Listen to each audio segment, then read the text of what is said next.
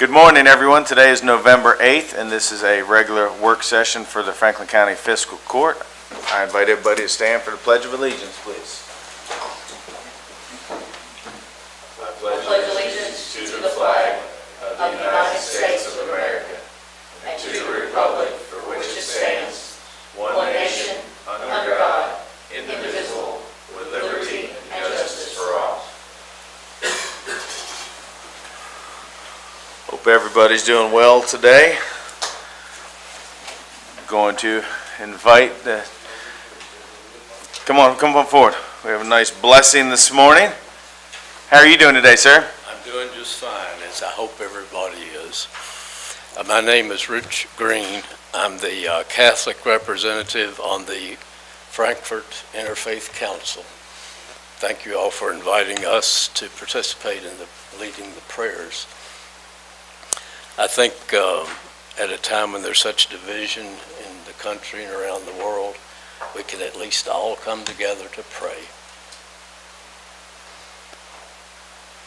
Beloved Creator, Provider, Sustainer, Source of all joy and goodness, we pause now to acknowledge your presence here among us.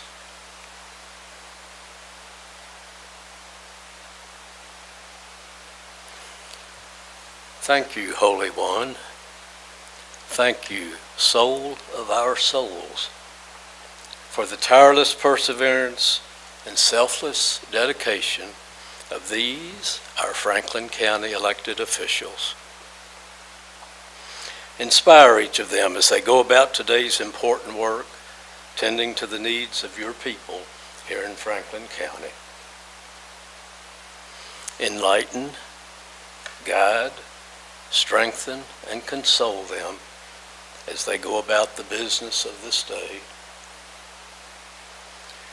We pray you keep them and each of us doing all you want us to do.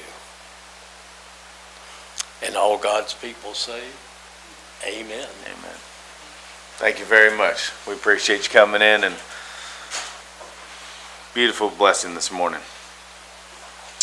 Any public comments? See no public comments. I'm going to invite Mr. Duke Wilburn up to give us some road department updates. A lot going on down there, isn't there, Duke? Yes, sir. Sure is. Exciting.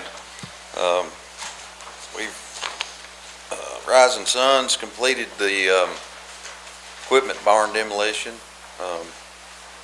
All that material was recycled. As you can see there, putting it in them trailers and roll-offs. They had a surveying crew down yesterday, pinned out the buildings.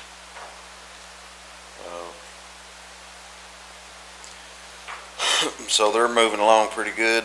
They're talking about starting on the equipment shed now. They've had a little hiccup on the salt barn, so they're going to move ahead with the equipment storage building. We had our trommel screener come in yesterday for the compost facility. Got it in. And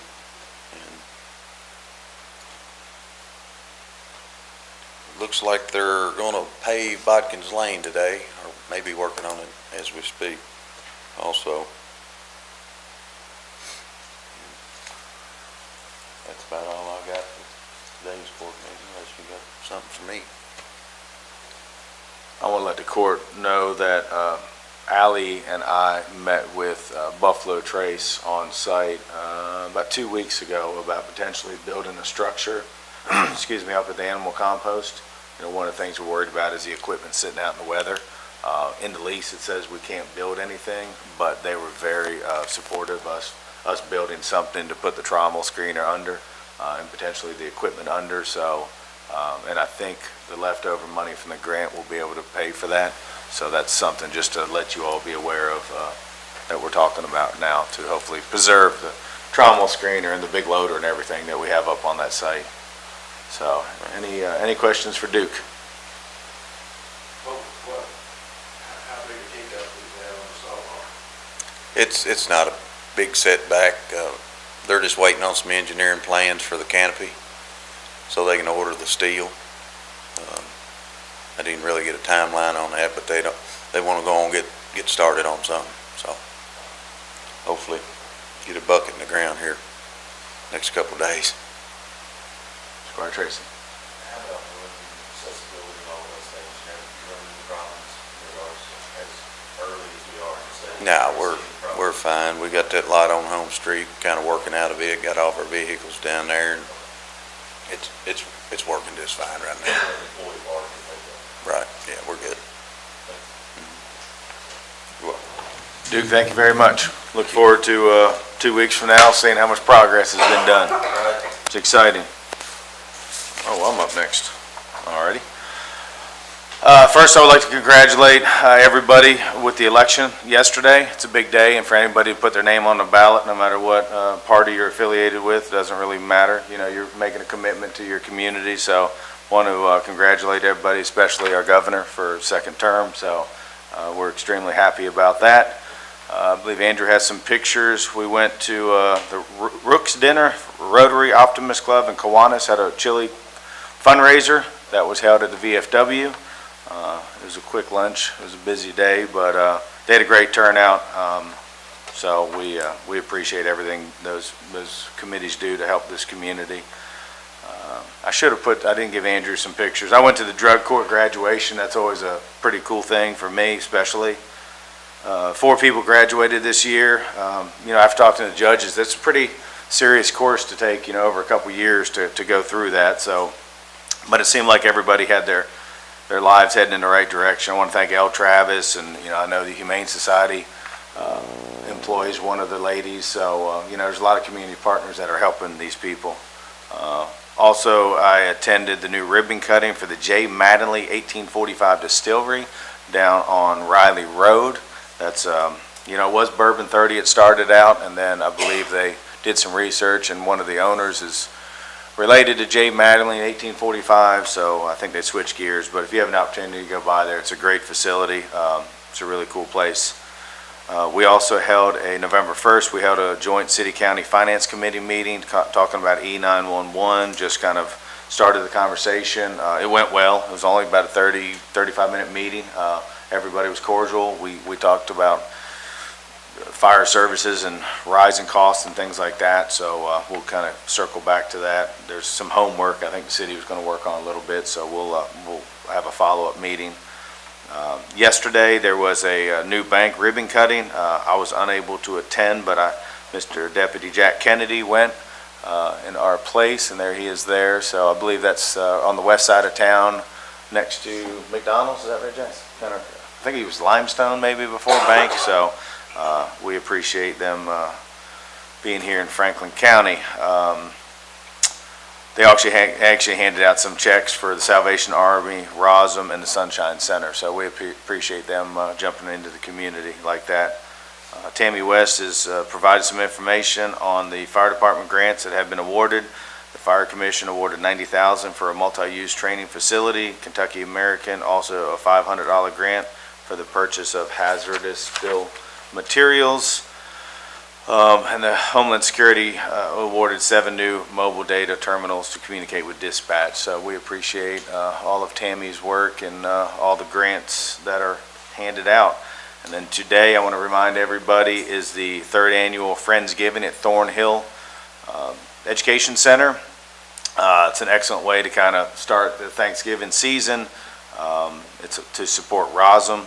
You can donate non-perishable goods and come for lunch. They have looked around and talked to everybody in the community, and it seems like about every restaurant or any person that serves food has stepped up. There'll be plenty of food for everybody. It's a free event. They're just trying to do good things in our community, and it's actually they're working on they're supporting the back snack program. They'll be presenting a check. So I also want to thank Chamber of Commerce, Thornhill, for bringing the community together to celebrate. It's important that we take care of each other, and I think that's exactly what this event does. It kind of brings everybody together and helps the less fortunate. So I think it's a wonderful thing. So thank everybody that's involved, and hopefully we'll all be able to attend. Alrighty. Any questions on the minutes from the October 26th meeting? Okay? Sorry, Judge. You're fine. On tab 2, I guess the second page, the last paragraph, motion was actually to table the second reading to enable the court another course of action under separate motion, which was to hold a public hearing. Okay, We didn't actually proceed with anything. you are correct. I'll fix that. Yeah, I think it was. Yep. Thank you, Ken. Thank you for catching that. It's a good catch. Anything else? Alrighty. I believe Sheriff is with us. Good morning, Sheriff. How are you doing today? Great. How are you? Oh, wonderful. We just have one surplus we're doing. They've been giving us really good trades lately, so we'll just keep doing it. Try to keep all our cars that we can, like, under warranty. We appreciate that. Any questions for the sheriff on surplus in this vehicle? Squire Sebastian. I don't have a question on that. I just have a question in general to talk to us about, what is the size of the fleet? 52. 52 vehicles. So that's part of our emergency services fleet. He says, and that includes the cars that are at the schools? Yes, 13. Okay.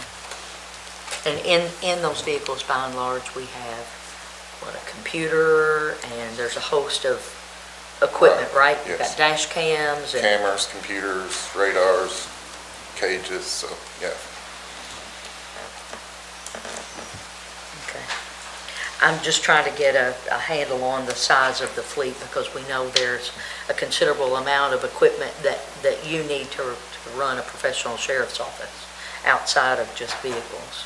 You know, there are body cams and vests, ballistic vests that get fitted to your body, and I'm just trying to get a sense of all those type things. Sure. Okay, all right, thank you. Yes, ma'am. Sheriff, thank you. Thank you. Appreciate it. Have a great day. Be safe out there. Thanks. Yep. Next, I believe Laura's with us to talk about the next agenda item. Good morning. How are you doing this morning? I'm good, how are you all? Doing well, thank you. So what we have is a contract for the MRT classes at the jail, and this is the same class we've had there for numerous years, it's just that the contract got lapsed.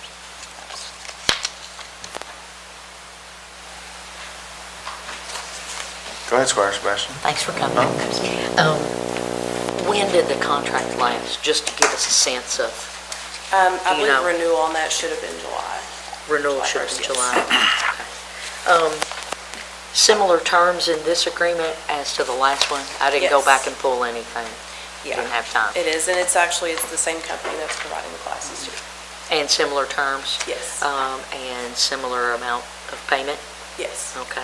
And still, it was a commissary item before? it was, and it still is. They Continues still to be a reimburse- They pay for the classes as well as the books that they use for it. Okay, thank you. I just wanted to make sure that we all Okay, understood that. yes. Any other questions? Squire Tracy. In regards to the fee, it looks like there's 3 classes a week. If you break that down, it looks like there's 15 classes a month. Correct. Okay, so in a 4-week month, where are those other 3 classes fitting at?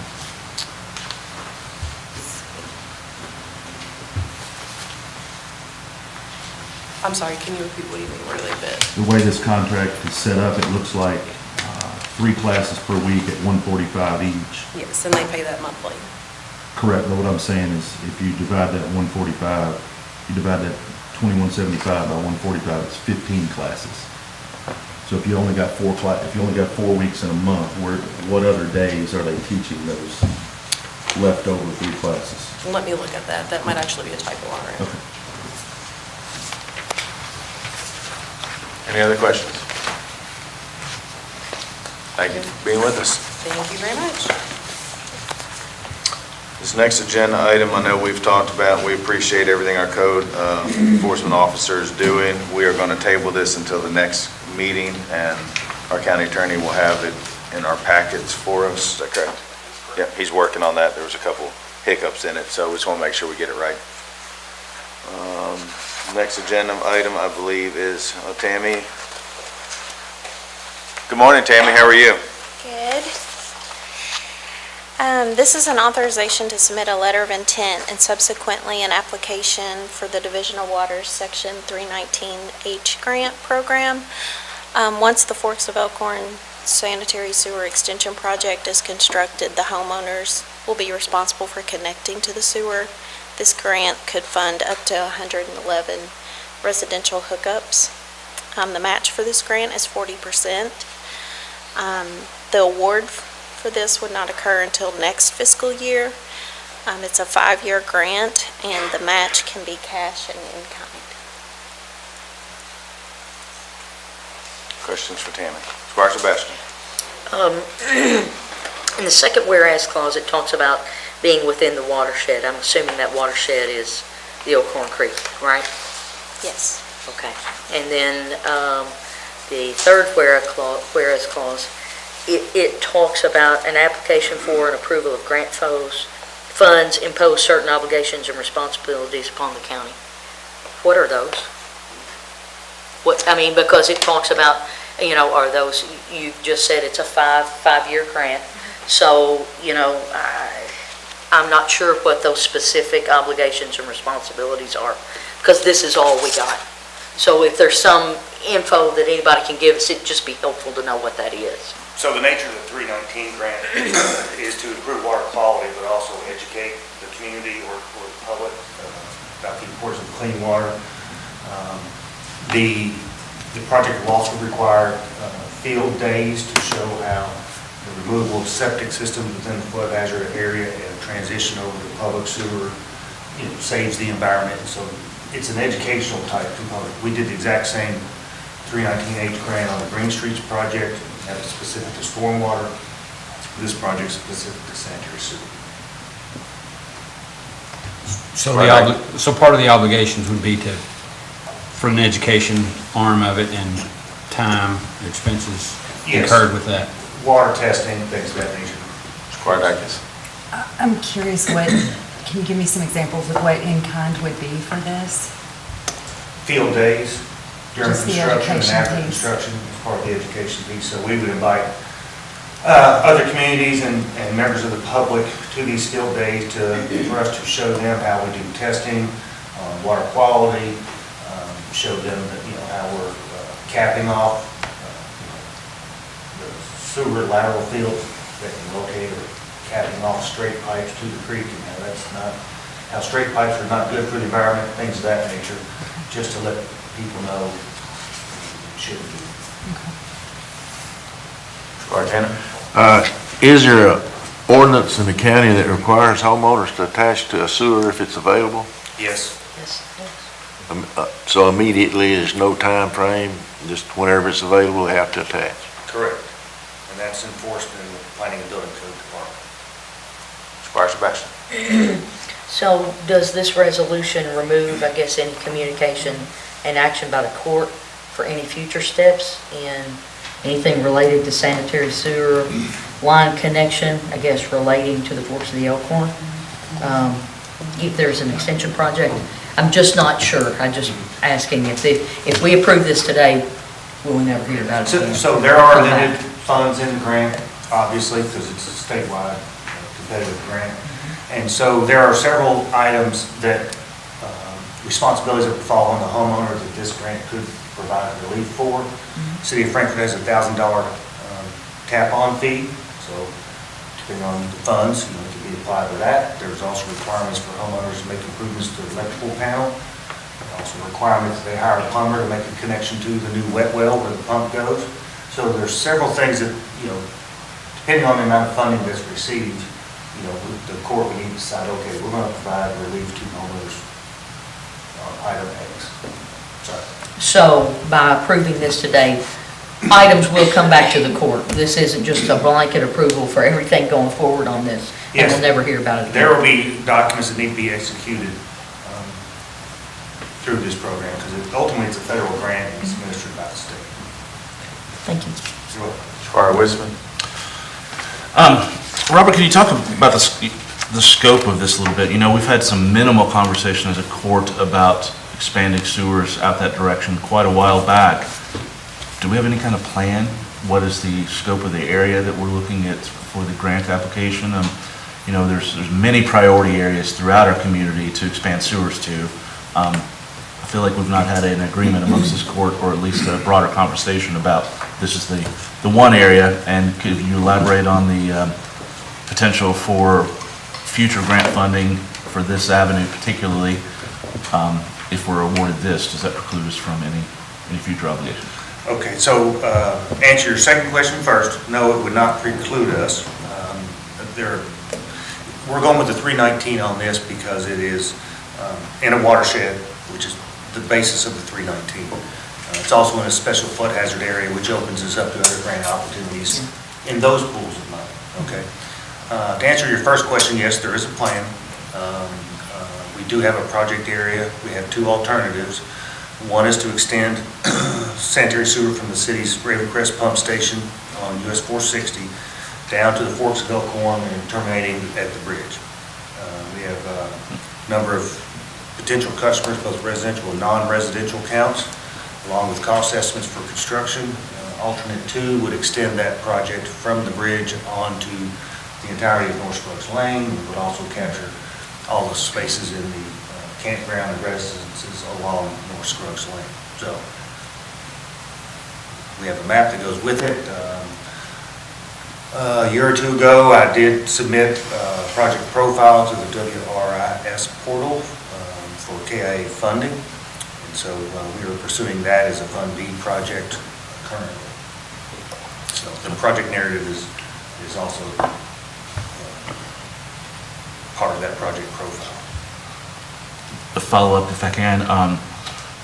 We've already heard that if we expand, you know, we're going to create a burden and a requirement on properties to attach to infrastructure that we build out. We have an area that has functioned for its entirety with their own septic fields and systems. I'm wondering if part of this project needs to be a consideration for a sort of phased-in or an exclusionary clause that would allow anyone that has an existing facility, a sewer facility, that they can maintain and keep that if they want to. Unless we're able to provide some financial assistance for upgrades and tap-on fees. I know that sewer tap-on fee for the city is always a burden for a lot of people or a hurdle to get over. So I'm not aware of any, there are no exclusions within the county ordinance. And then Division Water has a requirement specific to owners of package plants that if there's public sewer within, I think it's 500 feet, then they will not renew that package plant permit.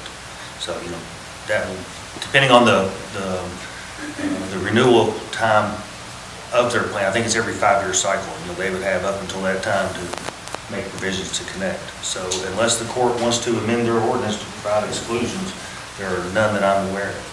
Historically, specifically to the Chokeville Phase 1 and 2 sanitary sewer extension project that was funded by the Fiscal Court via grants, assistance was provided to those homes that were identified as low to moderate income, in which the county paid tap-on fees, but the homeowners didn't have to pay for the upgrade to their electric service and the plumber to connect from the house line to the wet well. So once again, that's why we were requesting to apply for this grant, to see what opportunities we have to offset those costs as much as possible.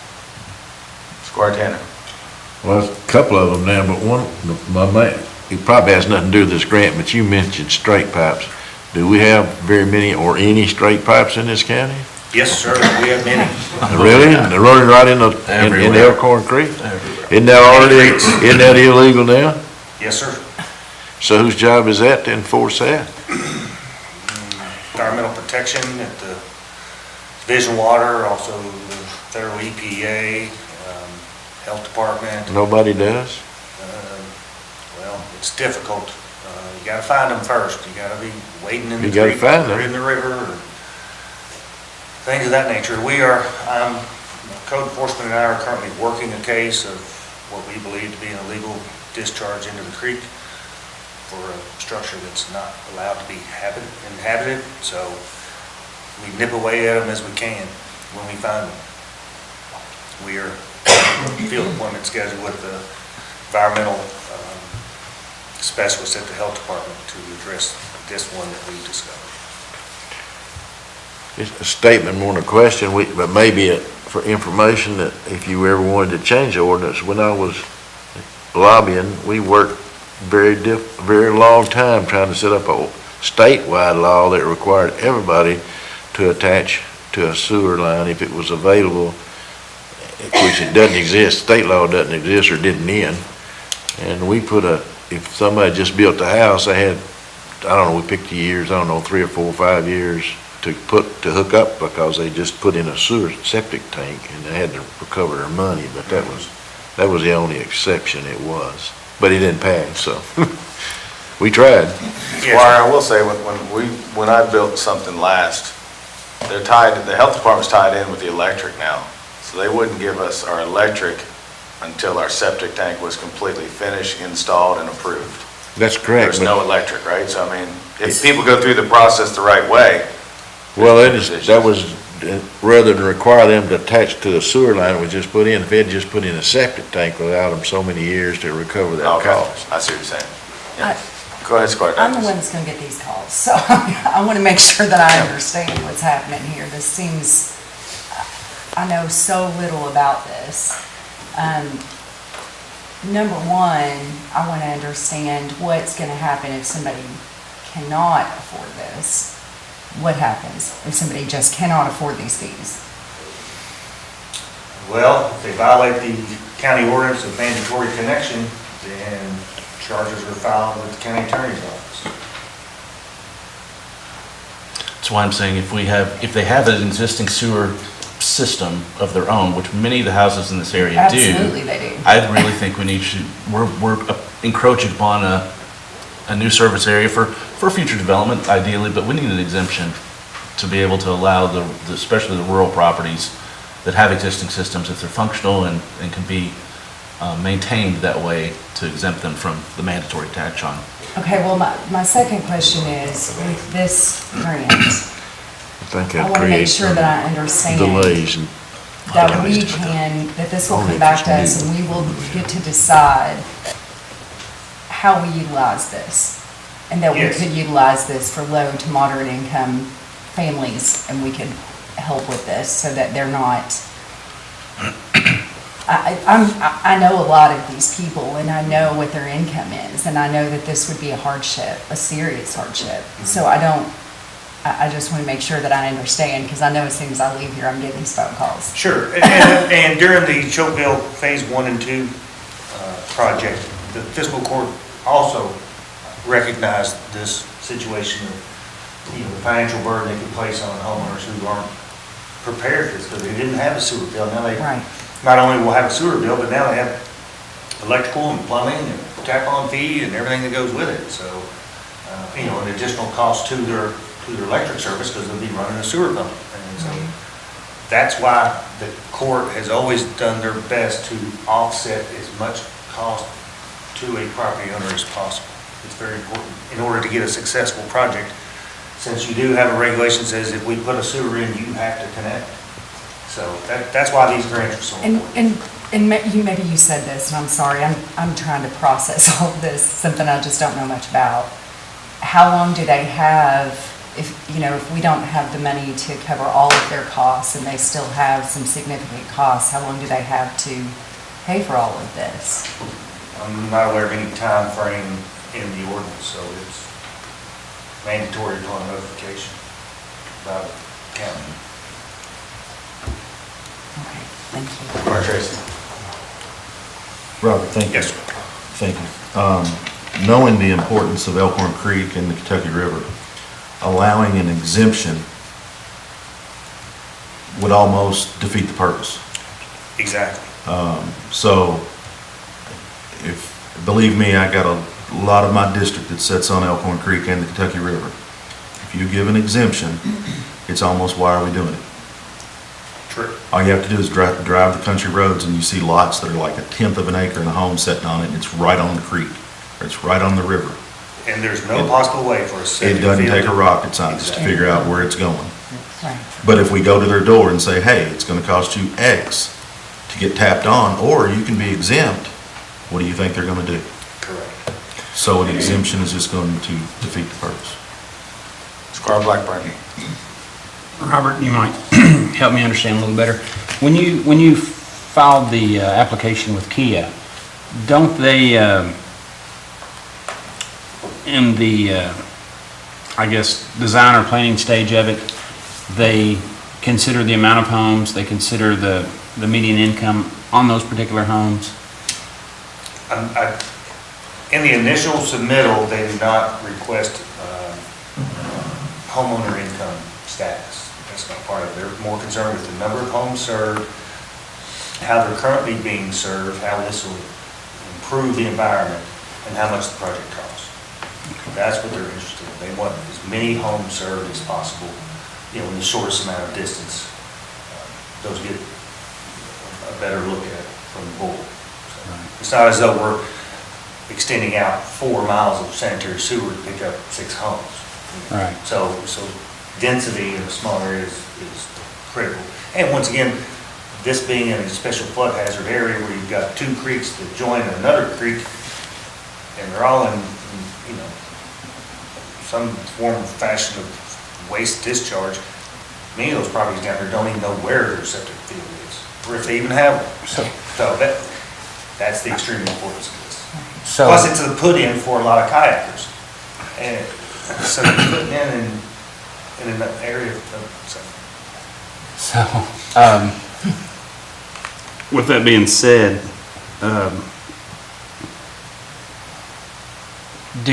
does the health department allow septic systems being put in flood-sensitive areas now? no, sir, they don't allow that anymore, to my understanding. They frown upon it as much as they can, and tell them, say no. Squire Tracy. Robert, I know this is a new grant opportunity, but I guess sanitary sewers in this area have been discussed back to Representative Hancock's days, and ultimately have been on the books since that time as well, correct? Yes. Okay, thank you. Squire Tanner. I guess this may be out of order, but could we take time sometime in the future to review that ordinance on the sewer hookup? Because I don't know how long it's been, but I don't know when it was drafted or what it says. But the future is going to require more and more sewer development in the counties, maybe small lines, pump, whatever. And I don't know how long it'll take, but it's been under consideration many times. And if we're going to try to protect it, we need to look at that ordinance, and if it needs to be upgraded to be modern, then we need to do that, if that's the right word, or we need to consider it. I would strongly encourage that the court review that ordinance. There are revisions that I have proposed from many years back that never made it to court that will be helpful for the administration as well as the public to have a better understanding. There are some gray areas in there that I'd like to clean up, so I would like to bring that back before the court. Well, back up what Squire Tracy said, that creek's important to this community. Absolutely And we it is. certainly don't need to pollute it any more than it already is. Right. We need to clean it up best we can. I agree. I just want to make sure that we're not, throwing some big cost onto people that cannot afford it. I want that water to be clean too. I swim in it, I kayak in it. I don't want to be swimming in, garbage either. But we also need to be thoughtful about how we do this and make sure that people can, there are people out there that just absolutely cannot afford this. So we need to think about that. So I think reading over that and hearing what you think, could be changed about it would be really, really helpful for me. Very good. I do want to mention that if this project is successful, it would become part of the City of Frankfurt's collection system and therefore maintained by the City of Frankfurt. That doesn't mean the laterals or the individual grinder pumps for each home, but anything else within that system would be maintained by the City of Frankfurt. Squire Wishman. Robert, you said up to 111 residential hookups is in the scope of which phase? You offer 2 phases that have, one seems expanded quite a bit more than the other. So phase one has 74 residences, a totaling of 17 properties. There's a large mobile home park down there that accounts for a lot of that. Okay, and then phase two, it would encompass, up one and two combined, be 111 residences, 110 RV spaces, and 43 properties, along with 6 acres of commercial property. So the question is begged then, has the city said that they have the capacity at the existing pump station up the road? At this time, they do not. So the cost estimates include improvements to the Ravencrest pump station, all right? And then the Ravencrest pump station pumps to the Silver Lake pump station, in which the court has already approved easements for the city to construct a new Silver Lake pump station on Lakeview Park. So with this project and improvements to Ravencrest, there will be capacity from there on. Following that question, we're hearing a number of projects in the community ongoing at this time, and most of them being impacted by the level of capacity that the city has available. The city's capacity is changing a little bit because Buffalo Trace is building their own station that's expanding their capacity, right? But I suppose my thought process is more of being cognizant of what areas we are providing sewer to, where we're looking to expand. I really want us to think as a community, and this is just generally going into some more statements, about where we're going to expand sewers to in the future in the county. Development follows sewers.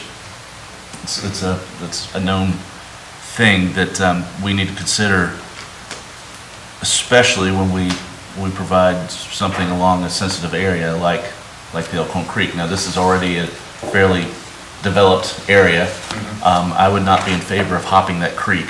I think that is a natural stopping terminus for sewers for that area of the county.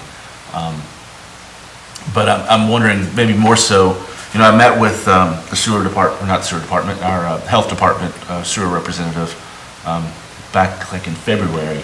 We were discussing a number of things, and in my mind, our county operates currently in a manner that is either sewers or some sort of 1970s idea of sewer, independent sewer facilities for homes. I think we have a lot of legwork to do to make sure we're offering the best opportunities and the best health and quality to all of our citizens countywide. That means some strategic reviews of our current ordinances and some of the systems that we allow, because there's new and updated technologies all the time in this field that currently we don't really look at all. That said, I want to clarify that I was talking about exemptions, but only in terms of people or parcels that have systems that are in place that are to code, that have been operating and functional to code, have been permitted, all those kinds of things. Of course, we know all over this community there are tiny parcels that have no capacity for sewer additions or septic systems, and that's not what I'm talking about. I want to clean up the streams in the county overall, and I've talked multiple times in this court about we need to start thinking about a larger countywide plan that we can find assistance programs for all kinds of people to do other things other than tap onto sewers and expand those countywide, because that's never going to be a realistic proposal. So I'd like us to, as a court, start thinking maybe immediately about, maybe this is a priority, this area is a priority for some. It has been in discussion for a very long time. But, I'd like to see us applying for this grant simultaneously to help those low-income homeowners that have straight-line pipes and have no financial options to do anything else. So we can move forward with this one, but, my druthers would have been, particularly for my district, to really start focusing on that area and cleaning up those things that are going directly into the watershed already, than maybe an area that already has some sewer capacity on their own. Thanks. So in terms of extension centers and extensions into the county, they arise in a couple of different ways. One is that the health department actually sends the county a letter based on their assessment saying, we would like for this area to be sewered. Now, these extensions that the county is considering from an overall perspective are all areas that are already developed, that either have known failures of existing systems or the density is such that it necessitates public sewage. Of those projects, they all are on the east side of the county, which is the area in which Frankfurt Sewer Department has capacity. The west side is where there are capacity issues that the city is working on. And then also projects that we recognize such as Forks of Elkhorn, small lots, individual systems, floodplains, those are target areas that, in today's world, that area wouldn't develop. The regulations just wouldn't allow it. Not in the manner that it does, because, you've got, as Squire Sebastian said, you've got some lots that are quarter acre. The health department requires an acre and a half. And so the environmental division of the health department is state regulated, so they're administering state law. So any changes to that have to come from the hill behind us. Perfect. Thank you. Thank you. I also want to say that once we submit the letter of intent, the basin coordinator will contact us about our project. They may tell us, submit for 20 residences, and then next year we apply for 20 more, and the next year we apply for 20 more. I mean, that's a possibility. So as you all are talking about reviewing the ordinance, just keep that in mind. Perfect. Thank you. All right, I think you all have another agenda item, don't you? Yes.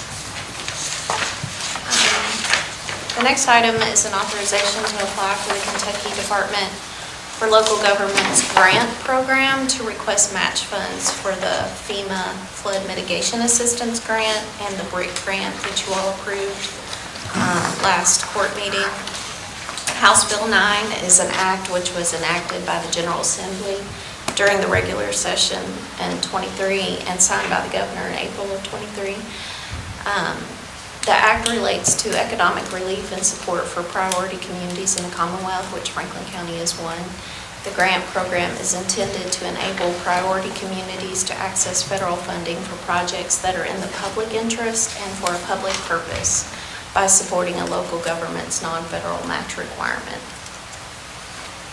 Squire Sebastian. Thank you, Judge. This is for the Slickway project, right? Okay, I just want everybody to understand this. And then also the flood mitigation assistance grant that was previously approved. I'm not sure when. Yes, so this item before you is to cover the local match. The local match Yes. for that project. All right. Correct. Thank you, Yes, ma'am. and really thank you. Yeah. The whole court thanks you on this one. Fingers crossed, this project has been Yeah. was initiated 20 years ago. All righty. Thank you. Thank you. I believe Chief Brewer is up next. Morning, Chief. Morning. How are you doing today? Doing well, hope everyone else is doing well this morning. This is just the second reading of the ordinance change for the holidays related to the fire department personnel who work 24, 48 shifts.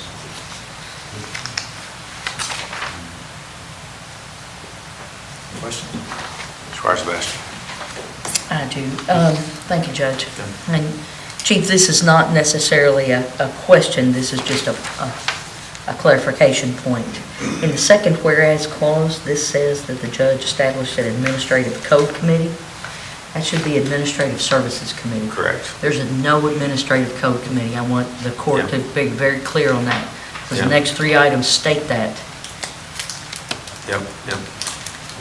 Claire, do you get those changes? I'll fix it. Yep.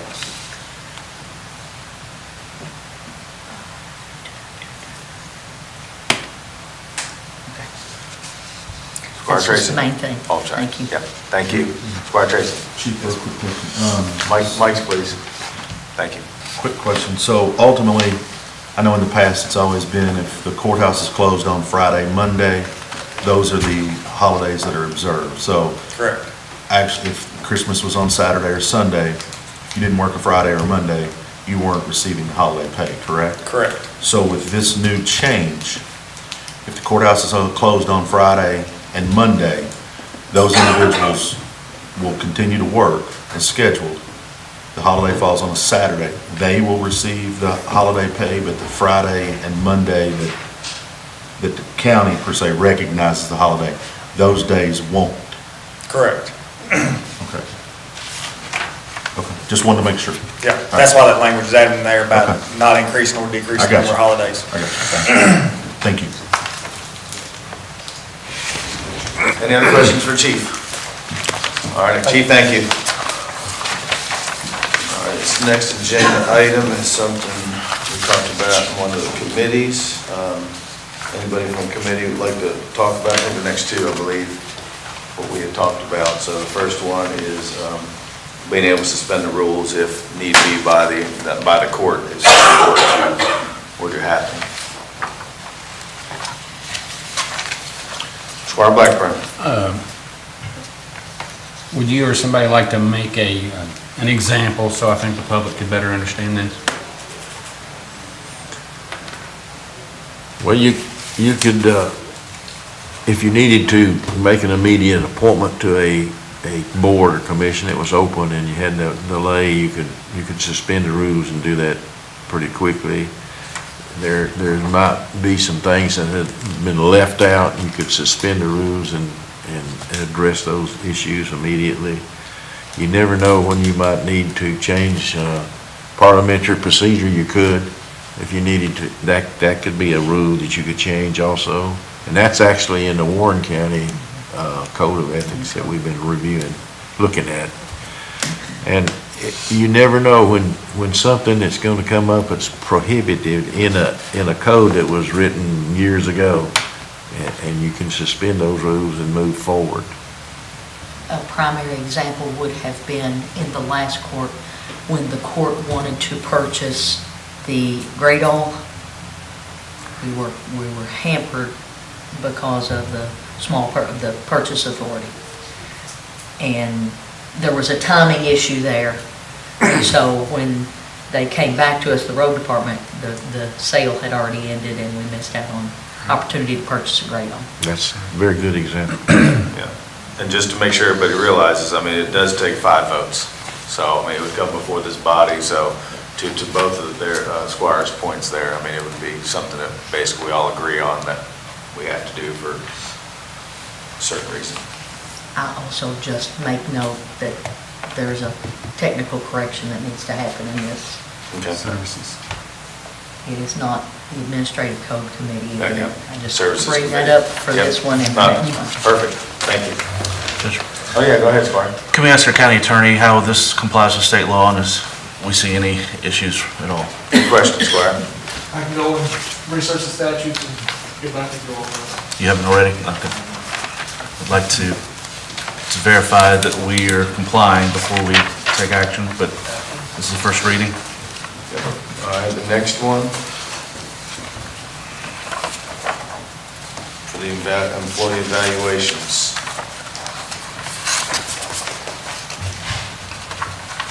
This is basically just how the evaluations will be done, and I think there's dates put on them. Squire Tracy. I guess this would be for HR. Can you give us an example in regards to who is actually, ultimately, most departments you know, but like, let's say the fire department, for example. Is the chief actually doing the firemen's evaluations, or is it the immediate supervisor, and then and so forth, just due to that quote-unquote chain of command type stuff? The fire chief actually does the admins, but the battalion chief does their crew. There's 3 battalion chiefs of their crew, so the 3 battalion chiefs does the people underneath them. The fire chief does battalion chiefs, the mechanic, administrative assistant, and the assistant chief. Is that correct? Correct. Okay, and then would Lieutenant Chief, I guess, Other, would he do the battalion chiefs, and then your? Typically, I'll do the assistant chief, the administrative assistant, the mechanic. The assistant chief goes directly over the battalion chiefs, and the battalion chiefs supervise the entire crew, so they do the personnel on their crews with feedback from their officers on those, at those stations. Okay, good. And then I would assume other departments are pretty simple if you're really thinking, but I guess anybody that's in the supervisor role that's not the director is doing evaluations, and then the director would follow up and do the supervisors. Yes, the director, actually, the director does, like Robert would do his entire department, including his assistant. Ben, I'll just use that for an example. He'd go do his department. Jack and the judge will do anybody under their jurisdiction, like the road supervisor, HR, Robert, Charlie Lewis, the directors. So like you referenced road department, so the foremans, the road foremans would do the guys, and then the assistant foreman would do the foremans? No, I don't believe so. Make sure, I believe the road supervisor does all of them. Is that correct? Is he with them day to day? I mean, ultimately, the road foremans are just kind of that break for the employees. That's who's out with those guys. It just seems like it probably might. I'll get the input from them. Okay, yeah, okay, good. Okay, sounds good. Thank you. Thank you, AJ. Squire Westman. Judge, I was wondering if the committee that reviewed this, and maybe HR can just kind of walk me through the language change a little bit better here, so we're fully versed in what's changing. As it reads, the proposed language has the department head and the county judge executive reviewing the performance of all the county employees. What that, And all of it doesn't say county judge or designee, it's the county judge and the department heads, right? yes, the county judge will sit with the department heads and do an overall of their department, how they're doing, and then the judge will come back in court and give a brief overall of each department. That's why the judge would be working with the department head. The department head will talk to the judge about their goals, what they've accomplished, and all that stuff. And then upon that performance evaluation, we have that the employee has 5 days to sign the performance evaluation or to rebut and request a secondary evaluation, and they do so in writing. We don't really specify, it doesn't seem to me, in two instances, where that appeal, if you will, should go to. Is that the county judge executive or HR? Whomever does the evaluation. Say, for example, a park employee, Charlie does an evaluation on a park employee. The park employee does not, they rebuttal it, okay? They rebuttal it to the department head first. If they can't make a determination, then it would go to the county judge. I'm wondering if there should be language added that just says requested by writing by the employee, but it doesn't specify to who, to their direct superior. It does too. Does It say says that in here, too? it goes to the supervisor. Yes, it's in C. And return it to the supervisor. That's what it correct. says.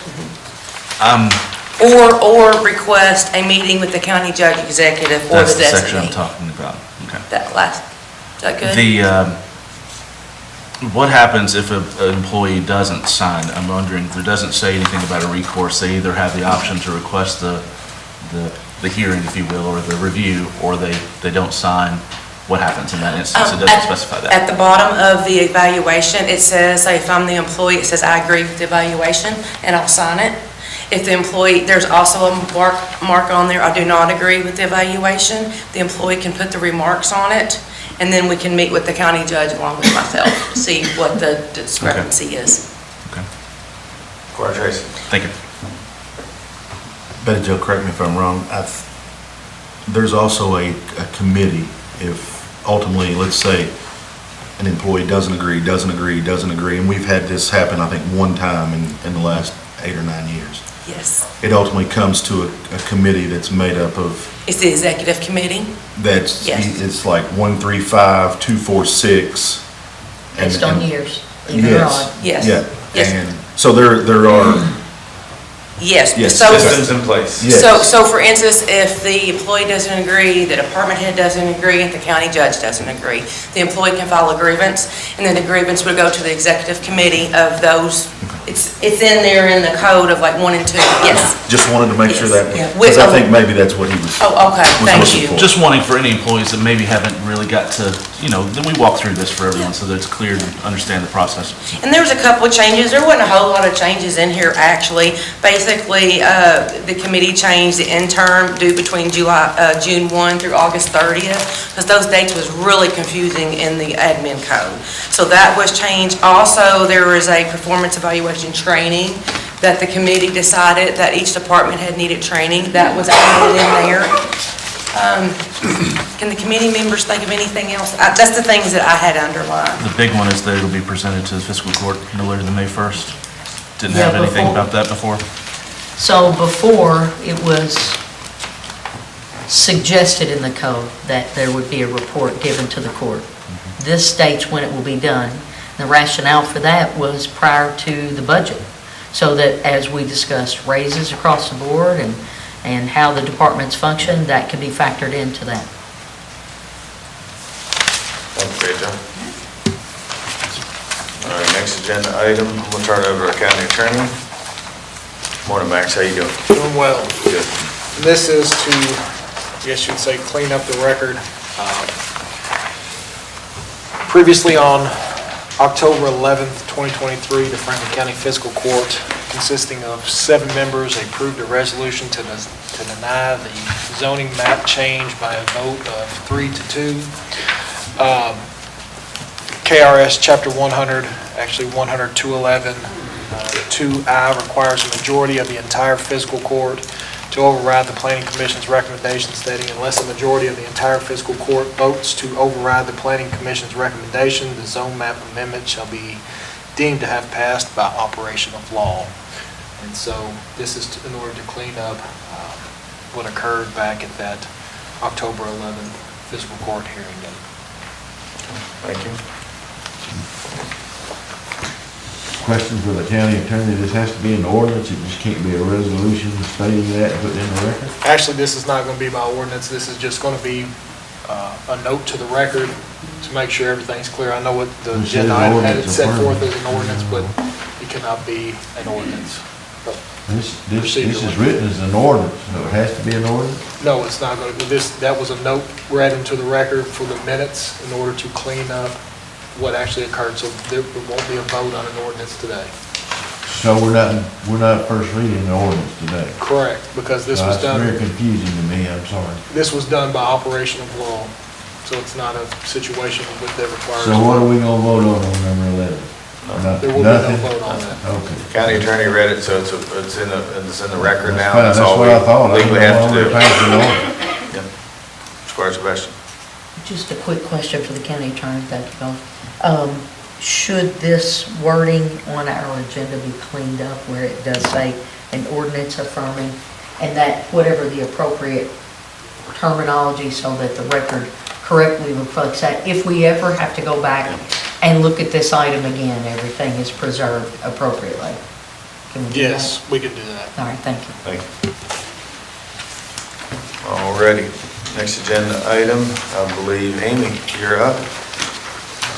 I believe Chief Brewer is going to come up also. This is an important thing for us. I think this has to do with all emergency services that Franklin County provides. I think we can all attest to all the numbers are going up and things are becoming more expensive, especially post-pandemic. So we need to pay for them because we don't want to lose any of our services. So Amy and the Chief, I believe, are going to speak on this for a minute.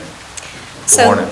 Good morning. This proposal is the first reading that will amend our current, we call it the insurance premium tax.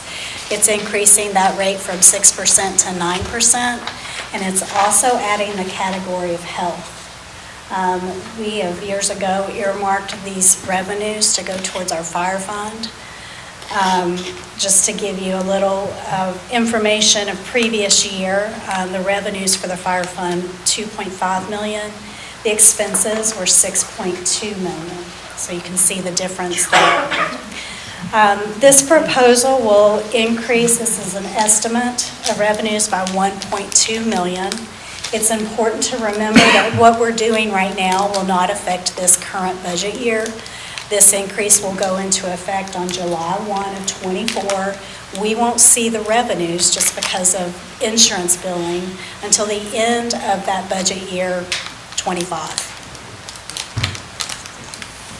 Chief, would you like to, before we take questions, Squire, I'm going to let Yeah, Chief so- speak a little bit because obviously this has a lot to do with the fire department. Yeah, I was just kind of asked to give a summary of the budget of the fire department, how it's spent.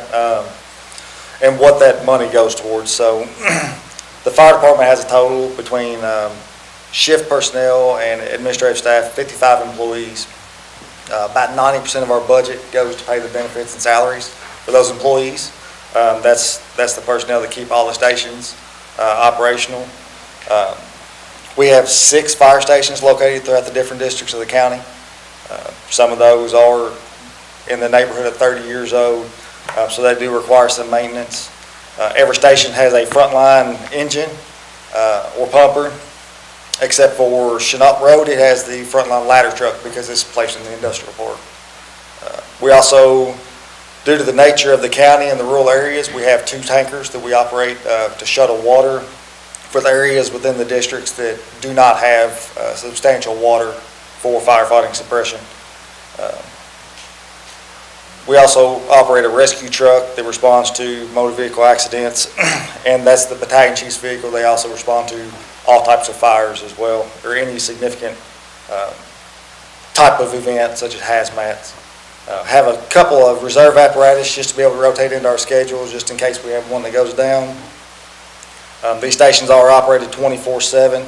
It's also important to keep these frontline apparatus on a rotational schedule. As apparatus get older, start aging, you'll run into issues where they just become less reliable and you're starting to spend a lot more money on the maintenance costs. We have 2020, we replaced a ladder truck, so it's a newer truck. And trucks are, especially since COVID, we've seen through the budget process of ordering another truck. Trucks are becoming expensive. So there's been a substantial increase there. So just for the types of response that we do, obviously we do fire response, motor vehicle accidents, hazmat. The entire department's trained to be hazmat technicians. We do various types of rescues that we have specialized equipment and all the training for within the department. We also do first response for medical emergencies within the county. Get there, make the initial patient assessment, stabilize and treat the patient until the ambulance can get there to do the transport. For the fire responses, we have a wide range of areas that go everything from industrial all the way to wildland. So that's another big reason we have to have a wide range of equipment to be able to handle all those types of fire response. We have a lot of rural area that encompasses wildland fires throughout the years. We've been on a schedule to replace our brush trucks. We've got 5 of those replaced over the last few years. Still have 1 more to go that we're looking to replace this year, and we'll have all those up and going. Some more of the operational costs for the department. Equipment is a big one. Our structural firefighting gear costs about $3,500 to outfit a firefighter. That's got a 10-year service life, and after 10 years it has to be recycled. If it lasts 10 years, depending on what stations you're at, if you're at a little bit busier stations or if you have some significant calls, then we can run into issues where it may not make it 10 years. And then we also have the standard everyday tools, the fire hose, everything we use, all this stuff. Like I say, the costs have went up since COVID, obviously. And then other things that the department does, we are required to get a minimum of 100 hours of training annually through the Fire Commission. We always try to attend all these public events, Peaks Mill Day, Ball Knob festivals, any kind of public events where we can go out and engage and try to communicate, educate the public, try to make them a little safer as much as possible. We also have programs where we do community outreach for smoke alarm installs. We partner with the Red Cross on that. So there's a whole lot that goes into it. I know it looks like a big number, but at the end of the day, the budget gets stretched pretty thin for the fire department. But that's just a brief overview of our expenses, and if there's any questions. Mr. Carl Blackburn, I believe you had a question or a statement. I believe this question is more for Amy. You had mentioned that in the past, the insurance premium fund was allocated towards fire. With the addition of health on the tax and insurance premiums, would this fall more in line with maybe emergency services, or I don't want to hem this into one spot. You know what I'm saying? how much has E911 gone up? You know, how much has ambulance service gone up that we have with the city every year? I think some of those costs could be addressed with this. I'm not a big fan of the insurance premium tax. I know it's a pass-through. It's imposed on insurance companies, but the bottom line is the people who pay the premiums, it's passed on to them. With that being said, what is it, 600,000 a year our ambulance service has gone up? Yeah, that's roughly. So that's a significant amount, and we have no other way, revenue to make it happen. So I just wanted to be clear, and maybe you could help me out on that, is this insurance premium tax going to be directed specifically for fire services? It is, and I did that simply because that's what we did before. Something important to remember, by doing that, you're freeing up we're still going to have funds allocated from the general fund to cover the fire fund. So We'll still need funds from the general fund to cover the fire Yes. fund. Yeah. So you're decreasing that need. Right. Which frees up money for those other expenses. I understand. That makes sense. Thank Squire you. Sebastian. Sorry, do you have a thank- question? No. No, I'm sorry. I thought I saw your hand up. But I was apologize. just- It's okay, thank you, Judge. Just waving at me? Hey. And I think, Chief, while you're here, as I understood it from an Emergency Services Committee meeting, there was a discussion about needing a new apparatus here, a couple of new apparatuses in the next maybe foreseeable future, 2 to 4 years. Can you talk about those and the expenses for those and the long wait time and just kind of the scenario around that? Because we heard a little report earlier from the sheriff about the number of vehicles that they have to operate the professional law enforcement aspect of what the sheriff's office does. And that's countywide, 52,000 people, and it covers, 400 plus road miles across our county. To do that takes a number of vehicles. You've talked a little bit about the wide range of services that our professional fire service performs, everything from the rural aspect to, the needs of the industrial park. There are a variety of apparatus, and we know we're coming to the end of the life on some that are extremely expensive, as the court over the past 2 years has been trying to put money into new ladder truck, new brush trucks. Can you help us with some of the other expense of what's getting ready to be needed? Yes, we Thank you. currently have one truck that's on order to replace one of our pumpers. It should be here around next September. That truck cost about $785,000. It went through this past budget process. And then we're also, 2027, we have another truck that's going to be aging out that we want to get a recycle schedule for. So currently, if you do a custom order on a truck right now, custom build, you're looking at, most of them are saying 2 to 3 year build times. That's why we're trying to plan this out, separate these expenses a little bit. And the cost, since COVID on those has drastically increased that price, so. And that truck would be in the neighborhood? That truck will be identical to the one that we just ordered, so it'll be in the same neighborhood of what we just ordered. So that'll be at least north of $1.5 million in a short span of time for two additional vehicles. So we've already got $1 million fire truck. We've replaced 5 brush trucks, and they were $40,000 apiece. Roughly 40, low Okay, 40s. so let's say that, we still have 1 to go, and then we have 2 trucks that are going to be north of $1.5 million. So you can see right away just the level of on-the-road equipment outside of the other things that you talked about, the expense of running the professional fire service. Thank you. Thank you, Chief. Thank you, Amy. We appreciate you guys. Oh, I'm sorry, Squire Wilson. It's slightly off subject, but a week ago, I saw a fire truck being towed down the highway by a wrecker. Was that yours, ours? We do have one that was out getting some engine work done. It's a reserve apparatus, it's the reserve ladder that we have, but it's It still. was a reserve truck? Yes. Do we have, what was wrong with it again? It needs engine rebuild. So that's not free either. No, it's not. We have a. Is we that have a under, it's line- not under warranty, I'm sure, if it's. No, unfortunately, it's not. We do have a line for maintenance for our apparatus fleet.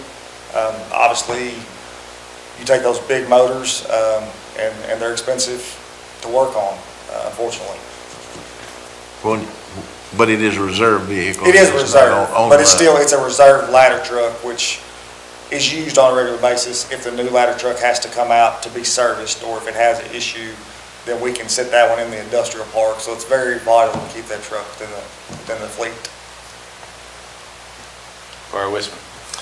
Yeah, Amy, if you could maybe just elaborate on the changes in the categories, causality, liability, and health.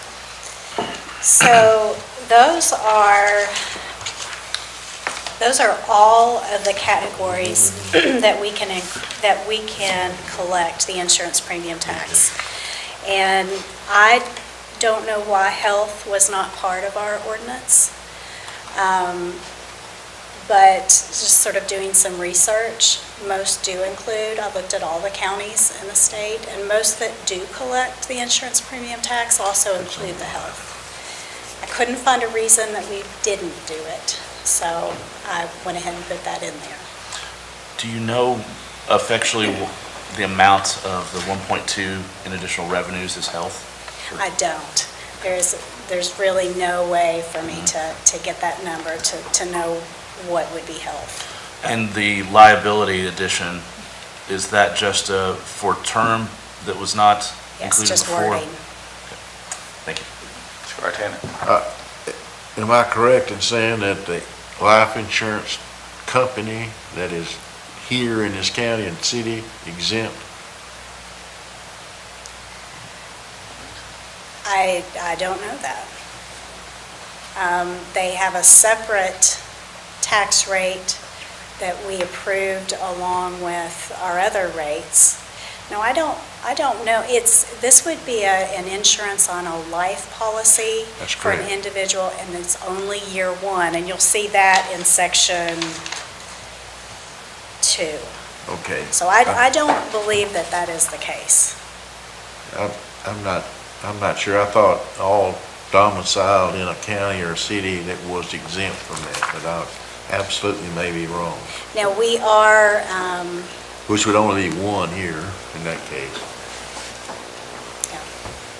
If that's true. It's the only way we are able to have this policy is because we have an underwriting insurance agency in this county. No, it ain't the agency's company. Yeah, It might be. company. It might be. Squire Blackburn. I just want to add, based on the proficiency rating in the fire departments, it also affects the local individual's insurance. So if you have a truck that is not up to standard with I don't know all the ISO There are- rating. Yeah, the ISO rating. Requirements for ISO ratings. So if you don't have the proper ISO rating on equipment that's in that area, it affects all the insurance rates in that area. Is that correct? Correct. The ISO rating does, from my understanding, sets all the insurance rates for. So keeping you guys at the top of the ISO rating helps all the people in the county get a better policy at a lower price. Yeah, that's our main goal. Most of the stuff we do is to protect the property and the lives of the community, but also to try to make sure that we're doing everything we can to maintain the best ISO rating we can to help minimize that impact on the community as well. Thank you. Chief, thank you. Amy, thank you.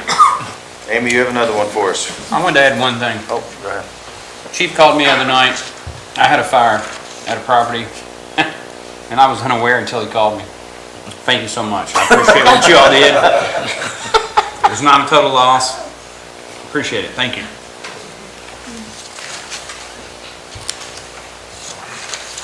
So this next agenda item is just an updated engagement letter for our audit.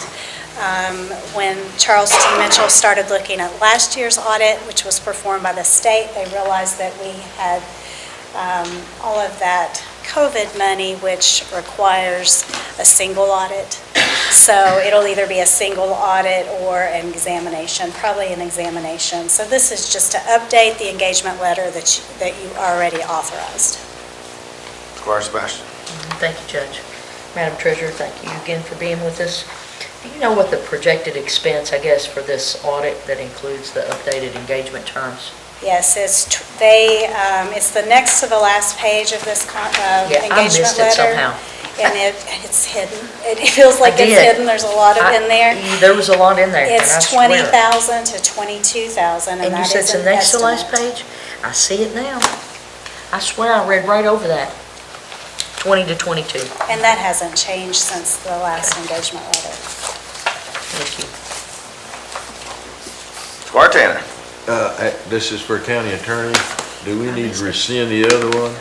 Is this an amendment? No, this is a new one. Because of the ARPA funds, correct? Yes. He, in his email, he says it's an updated engagement letter.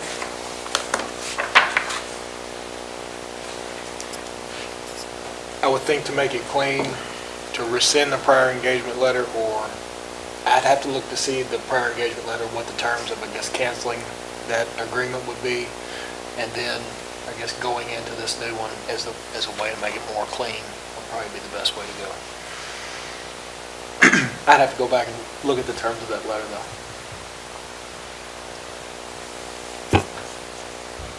We could just do that as a motion, or we rescind the original and adopt the current. That'd be fine. Thank you. Moving on. Treasurer's report. We have revenue and expenses as of November 3rd. I do want to point out on page 2 of the revenue report, reimbursements, which is account 0147270000. The year-to-date revenue in that is $100,108.46. That is our FEMA reimbursement from the windstorm damage from March. So I just wanted to let you know we are in receipt of that. I will amend that into our budget. And I just have a big thanks to Amy Kurtzinger at the Road Department, who put so many hours into this and compiling all the information that FEMA requires. It's a lot of work. We probably will have a small management fee coming from FEMA as well for the time that we spend on this as well.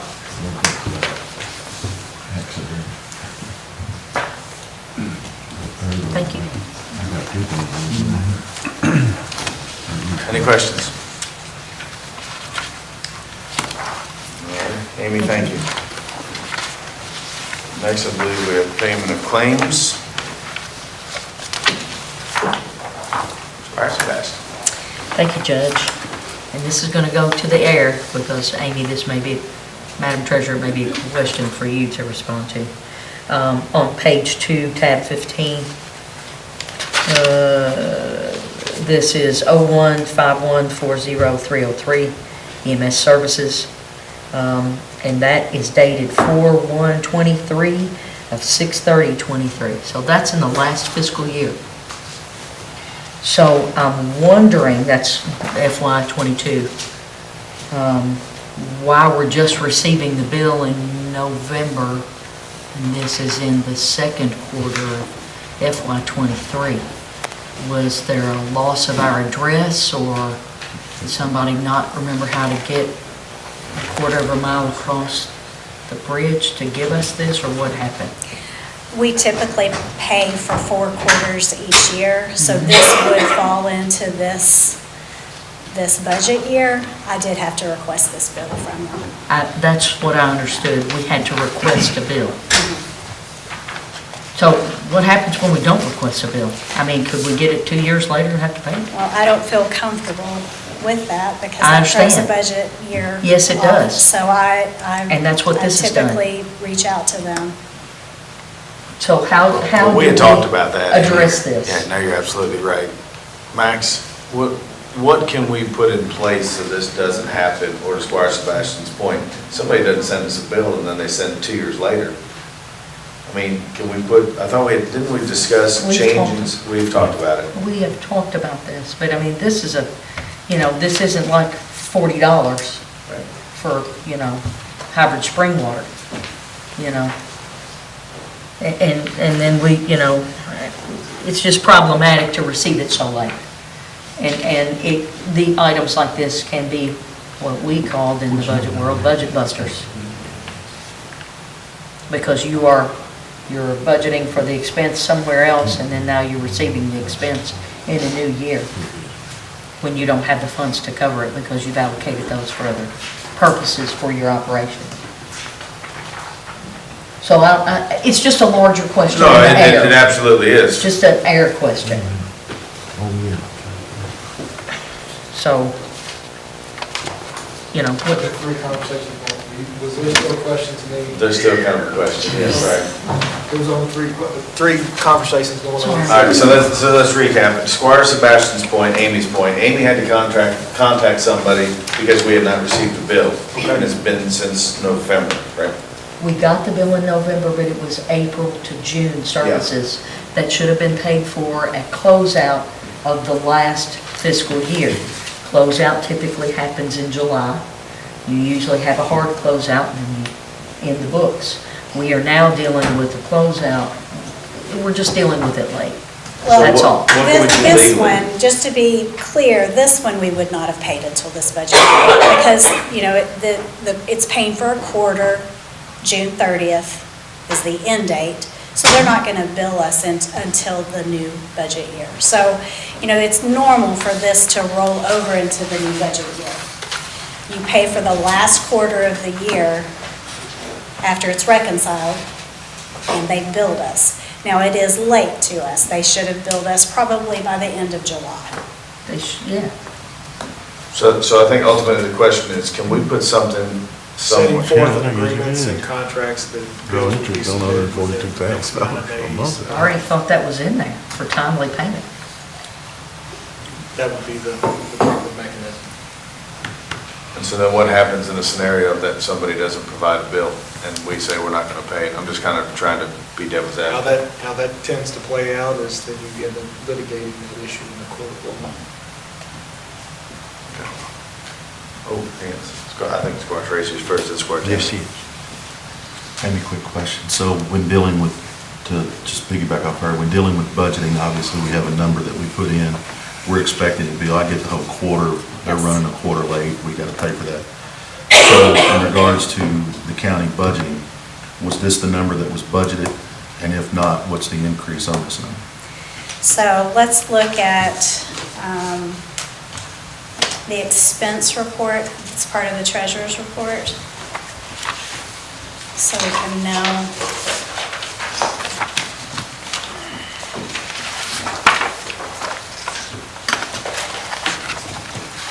Okay, it is on page 4 of the expense report. So for this one, the ambulance service, which is account 0151400303. We budgeted $600,000. So this bill fits within the budget. Correct. I just, This one does. exactly. We've got numbers that we're trying to budget it. So there's no surprise, there's nothing like that, the 142. So, obviously, if it would have came in higher, you would have hoped for some communication, da-da-da-da-da. And we are in the process of that with another bill that we've received. Okay, thank you.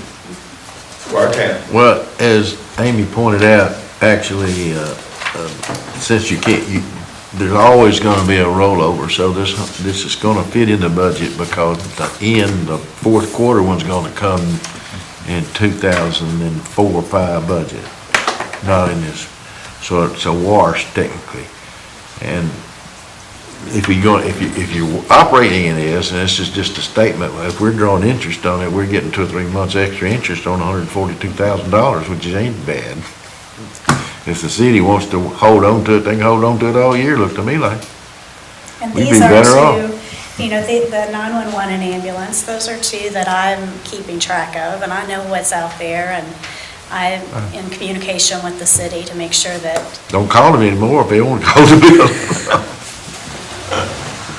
Squire Blackburn. I was looking at the general charity and welfare lines. Are these payments, do they get them upon request, or are they timed out by quarter? Quarter. Okay, because I see some of them have 1 of 4 and some of them have 2 of 4. And I know last year, we had one agency in particular that was in a financial hardship and they hadn't received any of their payments going into the middle of the third quarter. So I want to make sure that we don't let that happen again to those folks. If it's a small, if we've approved a small amount, we let them know one time, but anything over, and I can't remember what threshold I used, I want to say it was 500 or 1,000. Tammy, do you remember what amount I used for the outside agency request? Well, anyway, but the larger ones, we have them request it quarterly, and also with a report saying what they're using the money for. If they get behind in that, we reach out to them and say, hey, you haven't submitted your request. So. I'm just trying to verify, because I reached out to them myself and was like, make sure you request this, because you may not get it unless you request it, so, okay. Squire Sebastian. Thank you, Judge. On the first page of the jail fund court bills, the last item on that page, account 03-5101-445, you got spit hoods. As I understand it, those items would be for the protection of the inmates for a variety of reasons. So those kind of items are typically covered under commissary protection.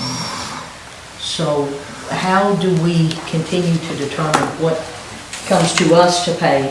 And I know this is a $115 expenditure. Right.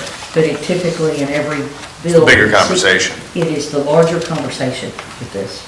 And I seem to come back to it at every meeting. Yep. I think we set up a meeting with the acting jailer and have a conversation and try to get some things figured out. Thank you. Squire Black? And one more thing. You know, I look at these, the bills every month, and I've noticed on streetlights, we'll have sometimes a lesser number of streetlights has a higher cost. So I'm going to take it upon myself to try to, speak with the utility companies and find out what we've got where, and if we can update them to a more cost-efficient lighting, that we can lower these bills long-term. I think it's a great suggestion. Me too. Squire? Tracy? Thank you, Judge. Just one quick question. I think we all realize this is not a special meeting, but other business, was it forgotten or just? Yeah, we're trying to figure that out. That's what I was talking about. Okay. Yeah, we'll get that. Squire? We previously discussed, sort of back to the late bill, we discussed taking an active look at all of the contracts that the city or the county has currently, especially those with the city, and there was some indication that we legally have the ability to add some clauses that state with a bill not submitted within a certain time frame will not be paid or something. Up front of that, have we been able to get a synopsis at least of all of our contracts, where we're at with those, and start reviewing? No, I have not. So that's Maybe a great place to start, at least with the E911 and the contracts with the city, is to revise all of those contracts with language of that effect. Okay. Squire Tanner? If this is in order, I'd like to ask you to contact a friend of the court across the street and ask them to come and explain, at least to me, what they do. Okay. There's only 2 counties, I understand there's only 2 counties in the state of Kentucky that has a friend of the court, and we're one of them. All right, I think And if we don't. we're getting off track a little bit here. I think we're still on payment of claims. Oh, okay, I thought we were Yeah, got to sorry. skip down, go to what he was talking Yeah, about. we're kind of jumping around here, so. Okay, I was out of order. No, you're fine, you're fine. Okay, any other questions for Kim on payment of claims? That could come under payment of claims, go to pay that. All right. Seeing none, do I have a motion of authorization to go into closed session per KRS 61.8101F, discussion or hearings which might lead to the appointment, discipline, or dismissal of an individual employee? So moved. All those in favor say aye. Aye. We are now in closed session. Thank you. Hey, Charlie.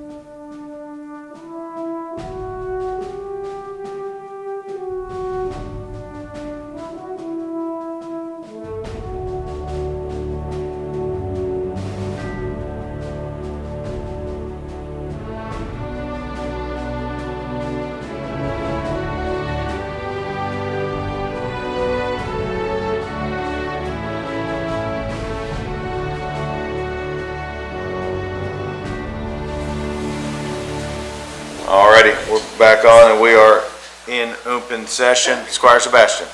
Thank you, Judge. I'd like to make a motion to amend the agenda to add other business. Okay, second. A second.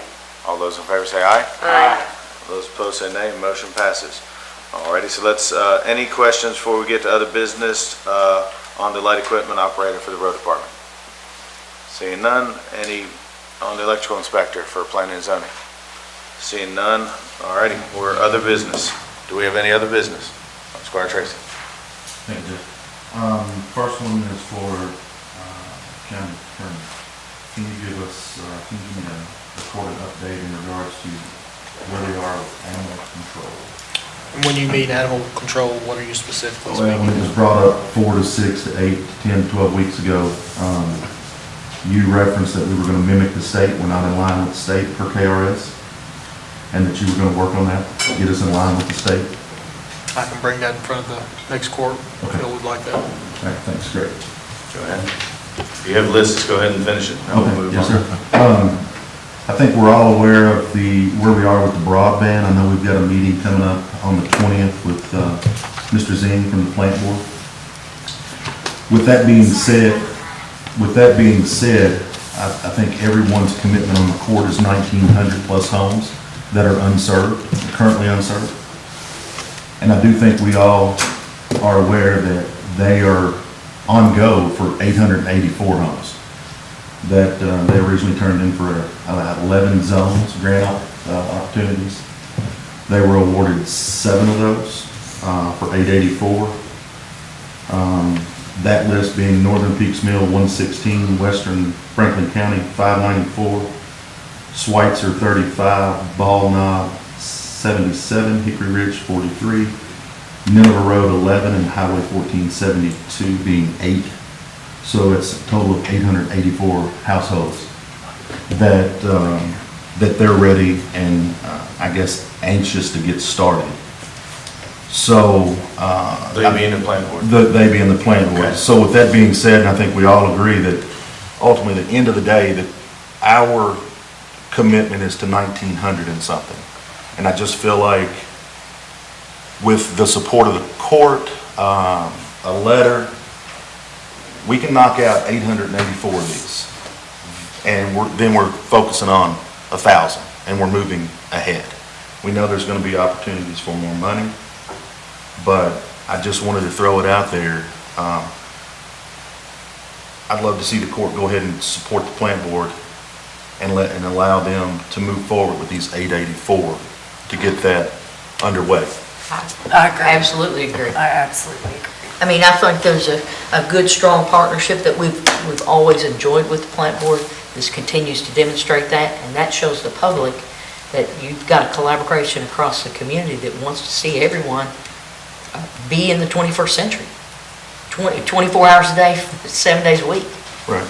Well, again, is it perfect? That puts us there. It's probably not perfect, but it's more than what we've got, and I just think it's time to go. So hopefully we can, with everyone's, I guess, wishes, maybe Mr. Zini can come in and we can talk about the ones that are, or their plans per se to put in for the ones that are unserved. But let's go ahead and get these 884 and allow them to proceed, because ultimately what they've done is they're moving. They're ready to go. They've made all the sacrifices to do it, and you know, obviously we all know they're, what I would say is kind of under attack, but for me, I think, when I think of the plant board, I think of local. Everyone says shop local, but you're talking family, you're talking friends, you're talking neighbors. They're willing to step up and put 6.5 out. So I'm in favor of moving that forward. If you, again, if it's at the court, the will of the court, if you'd write a letter supporting the plant board moving forward with their broadband project. So then do we all, I'm just talking out loud here because I'm writing this down, so then do we want to look at, because what I don't want to do is we still have, 1,000 homes that need to be covered. Again. Do we want to go ahead and just get an RFP started for that to be on the next agenda? I mean, I'm not sure that that's my, I'm not the sure way it's that I mine want to go either. down that road. Just yet, I want to have that meeting with Gary Zing before we take that path. what's the will of the court? Again, for me, it's let's get the 884. They're ready, they're ready to go on that. So ultimately, not moving, we're holding 884 homes hostage from getting broadband. If it's the will of the court to have Mr. Zine come in, then let's have him come in and let's talk about the ones that he's hopefully planning on serving the other 1,000 plus. So, or the plant board's interest, but. And I think in collaboration with the court, those 11 applications were initially put in. 11 applications were awarded. I think now, after they have viewed the landscape and time has elapsed based on that and costs have gone up, you know, they are looking at scaling that back to the seven areas that you mentioned. And what would happen with that is to ensure that immediately work starts to put almost 900 homes and give them the opportunity for broadband services. And I think, again, you know, we see folks that work for the plant board, they're here in our community. We go to church with them, see them at, you know, pro group ball games and other places. You know, keeping that local and people constantly asking, I'm sure everybody here around the table is getting questions about broadband increase. You know, and I'd love to see, they're poised and ready to go. I'd love to see the court continue down a path that it had set with them. But that path, as we all know, was set before costs skyrocketed.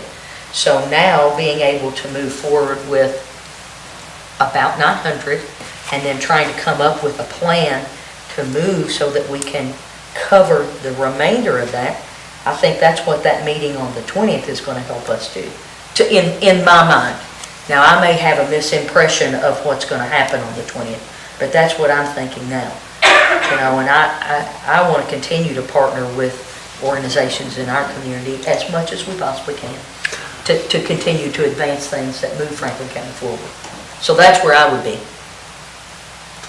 Well, I understand both sides of the argument, but I believe the judge is very capable of writing a letter that would not abandon the people that are left out. But I do think we need to go forward with that. I do get calls also, but the calls I get are the ones that are left out. But anyway, that it's an opportunity that can't be let go. And the other point I tried to make here, I talked long enough, I think of it. The best I remember, the governor committed last night to putting in broadband into 100% of the Kentucky. If I wasn't dreaming that, and I was actually listening to the speech, that's what he said. So then, he said that. So then we can't think that he's not going to help us get money to put the rest of that in there. He will, I believe. Number two is, it's a great opportunity to start looking around for a lobbyist to make sure we get that money if we can. Yes, sir. And I think that needs to be, that may be not necessarily included in the letter. We're going to hire a lobbyist, a plant board. You could say, do you have one plant board? Because we need all these people taken care of, not just 844. And it's my understanding with meeting with everybody about broadband and different things, that this next round is basically for the hard-to-hit areas. That's the purpose of it. I think it's $211 million or $1 billion, whatever it is, but that's the intent of it. So the only thing they don't know yet is what the match is going to be. The federal government has not said if it's 50, 40, or 30. So that really is going to be the kind of game changer as far as this next round of money. I don't think anybody's probably doing this in one shebang. You know, it's kind of a phased deal, but it's kind of a moving target, and that's why, you know, I think everyone has the intent. We wanted to do this one time, be done, but obviously that didn't work because of pandemic and other things. So I think we're kind of moving with, I don't want to call it a game, but the rules have been moving, and they're still moving, but, you know, I would agree with you all. I'm fine with, you know, showing our support for them, moving forward with that, and then writing the best RFP we can write to get the rest of the 1,000 people as far as moving down the road. Good. I got a question. The grant we request from DLG today, talk about funding, grant for funding the match, would that comply here? The one we just. I thought that was a water. No, that was. That is water, you're right. That was water sewer issue. Yes, Yeah. I think it's a different pot completely. Yes, it probably is. Judge, we've, you know, I was anxious to hear what Mr. Zing is going to tell us on the 20th. Last time that the plant board appeared before us, there was 1,100 homes that were going to be serviced. And we know from some other general communications that they've cut that back to 880-something. Yeah. But we haven't had a formal presentation from the whole board of what exactly that is. I want to say there's been a lot of conversation in this community and unwanted in my mind from some of our elected officials and otherwise about the plant board not being able to function in this modern climate, and I think that's bunk, to say the best. You know, we've expressed in this court some frustration with the plant board and the communication level. Hopefully we're working through that, but I do believe always that a publicly owned utility is an asset to our community, that is owned by our citizens, and when we're not happy with the leadership or the direction, we have the right to change that, and that doesn't happen with a private provider coming in that can set rates at whatever they would like them to be, and/or absorbent tap-on cost, if you will, that still haven't been defined. So I am concerned about, let's say, an RFP for any respondent to come in to provide the rest of the county. I want to have further conversation before we take any action on that, because I believe there is a couple of other alternatives that we have not explored just yet. But I do want the plant board to be the ultimate provider, however the system is built out, for the entirety of the county, because it is a fantastic asset that we own, that we get to then control how we set rates, what services we have in the future. So anyone that is buying into a narrative that's circulating around our community right now, I want that to cease. So. Yeah, no, and I appreciate that. I totally agree with that, and Statement. communication goes two ways. We need to be better about communicating as well. We can't put all of that on the plant board. Squire Tracy. Maybe for the county attorney. Mr. County Attorney, do I need to make a motion for for the court to allow the judge to write a support letter? Or personally, I think he could do it on his own, but if there needs to be a motion made, in your thoughts, if that's the will of the court? If it's the will of the court for him to be able to write this motion, I think that can be, or him to write this letter, I think that could be done by motion or just a request from the court. Well, we just have to figure out what the will of the court is. And so we would probably need some kind of motion and probably vote on it if that's what the court chooses, I guess, to do as far as moving forward. So I would need to make a motion to amend the agenda to add that the judge... letter of commitment. Authorization to write a support letter to the state in regards to supporting the plant board moving forward with 884 homes of broadband, or however you all want to word that. That sounds like a good motion to me. Okay, there it is. So just need one of those. Second? Well, we'll need that when we get into voting. Yeah. Okay, Right. gotcha. Okay. All right, But any I'm other happy to business? say I got one more, Judge. Keep going. Obviously, 5-6 months ago, I guess we brought it up, and I know that you and your staff's been working diligently on it, looking into it.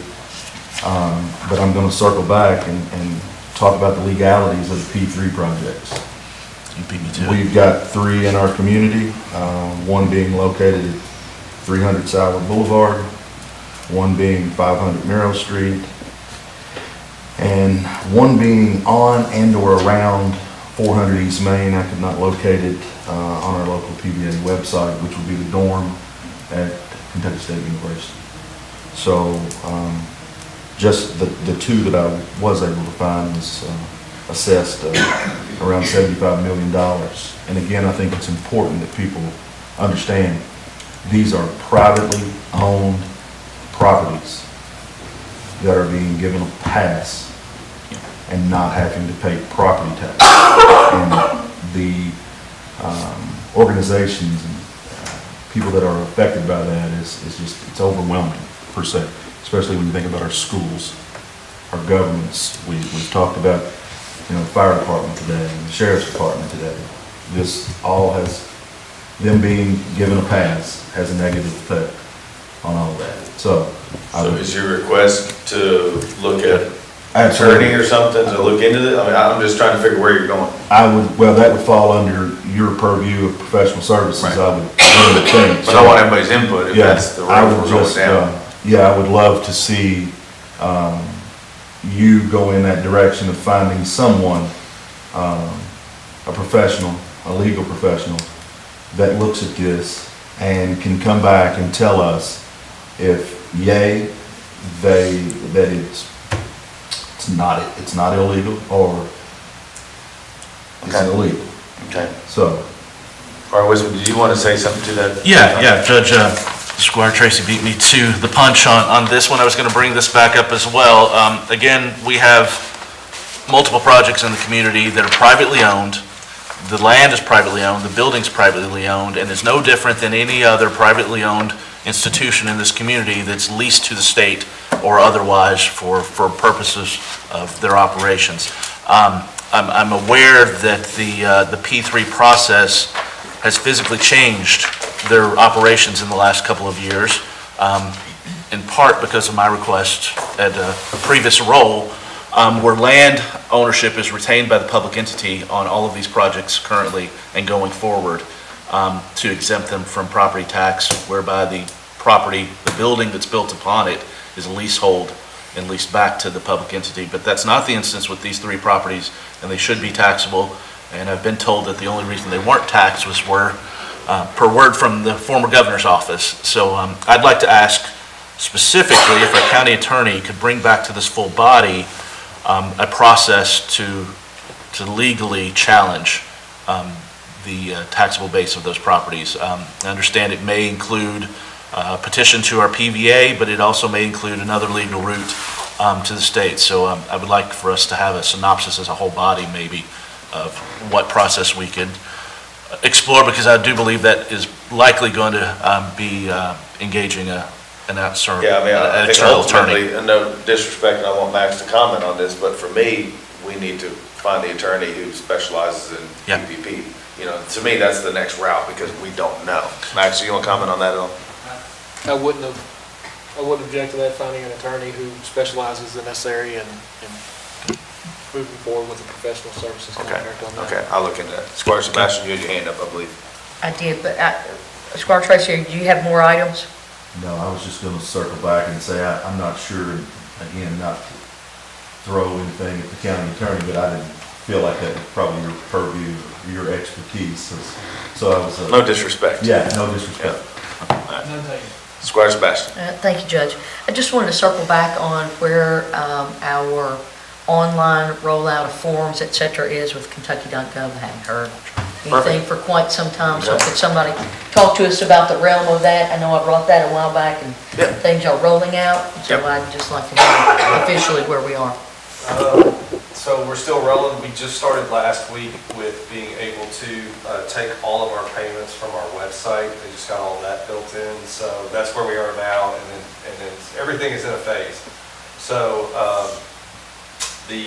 most of the generic forms are available now, and then they're working on he's got, well, not he, but that department has 150 forms. So when you say generic forms, give me an example. Like some that get used the most, the ones that people log into the very most. He gave them the first 4 or 5 forms to be built.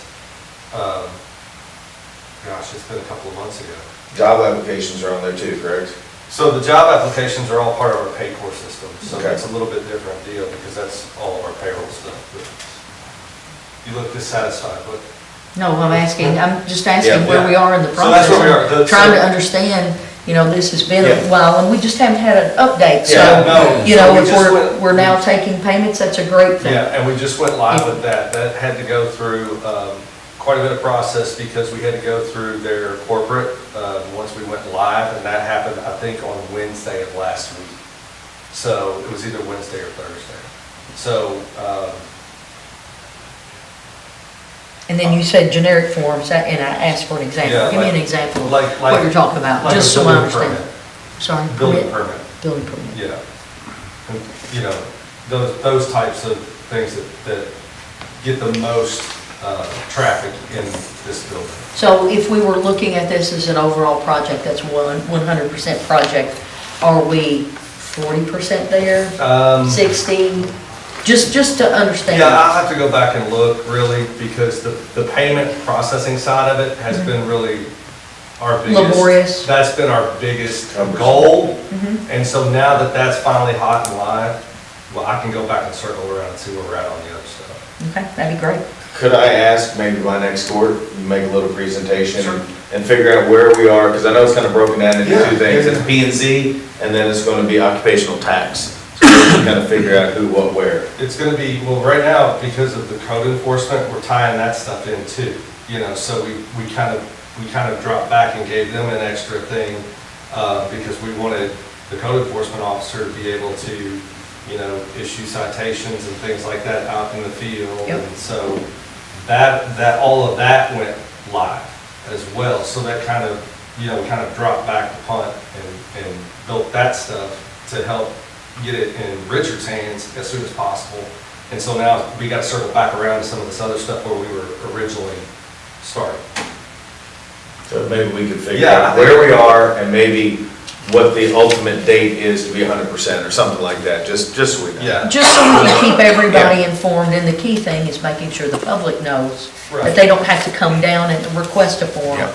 They can do it all Yeah. online. Yep. So the more we can inform sitting here at these meetings, the better off we all are. Absolutely. And it just I would like helps to- our walking around. Yeah, I'd knowledge like to too. bring in Anna, who's been working on Yeah. it, and Yeah. maybe John, and let them talk about it a little bit. 'Cause John they be can great. give you, yeah, they can give you a lot better information than Thank me you as so far as much. like, because where they are when it comes to developing the actual things, I don't really know that until they go, oh, hey, here's this.